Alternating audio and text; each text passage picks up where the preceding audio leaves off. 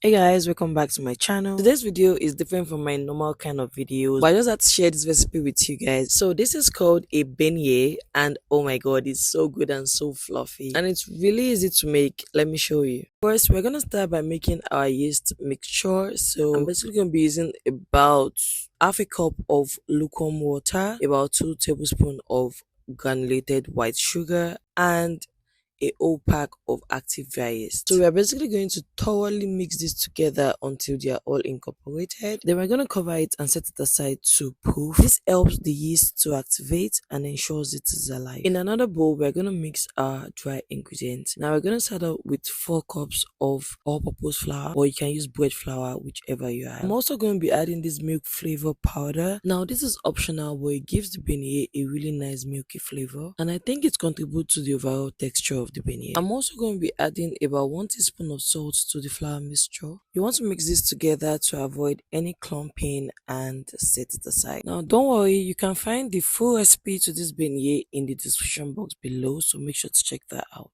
Now we're going to check on our yeast mixture to see if it has proofed. Oh my god, can you guys see that? For you to know how active your yeast mixture is, you're going to see the foamy texture on it.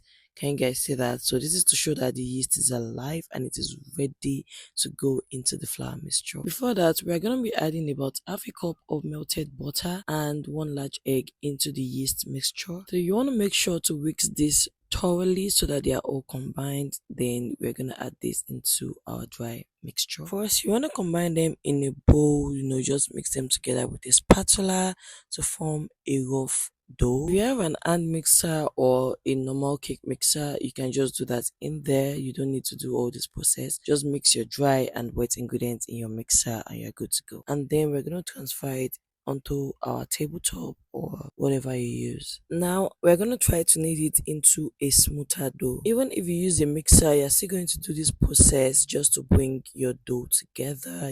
So I'm really terrible at kneading. I do not like kneading. It is so messy. So I want to transfer the dough into this food processor to just bring it together and just give it that smoother texture. Now that the food processor has done its thing and my dough is looking all smooth and beautiful, I'm going to just scrape it out of the food processor and you guys can see how smoother this looks. I'm going to do a little bit more kneading by just folding it into itself for a couple of minutes, and then we're going to place it into a oiled bowl. Basically, you're going to put a little bit of oil in your bowl and then you place your dough in there. We're going to cover this up and let it proof for 1 hour. Just leave it at room temperature for 1 hour until it doubles in size. Mine almost tripled in size and I love that for me. Give it a little punch or pinch to deflate it. Now we are going to roll it out and then cut it into shapes. At the time I made this video, I didn't have a rolling pin, so I just used my hands to spread it out to the corners of the board I'm using, and then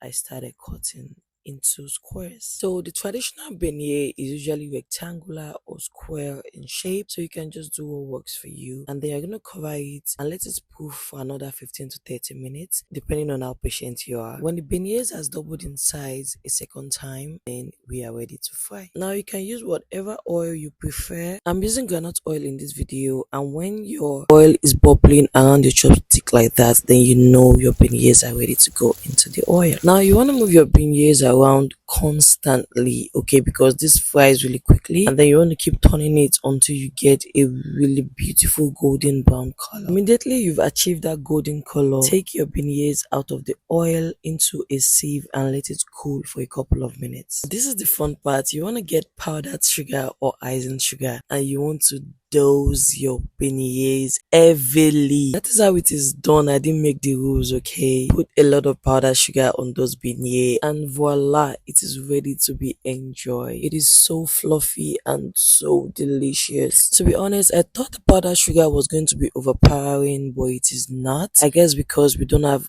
that much sugar in the dough itself, so it just balances each other out. So after all the baking and waiting and frying, honest opinion, like I've had about 2 of this. Why is it? So this is what it looks like. Why is it so bright?